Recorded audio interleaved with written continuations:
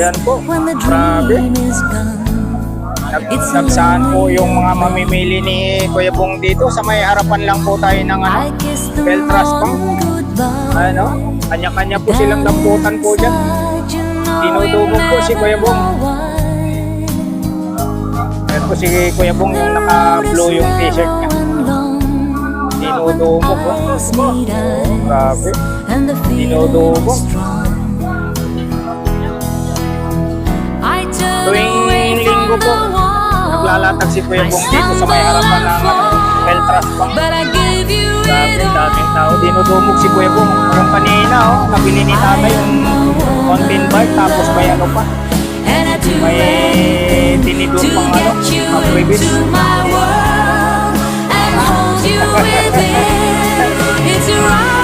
Grabe.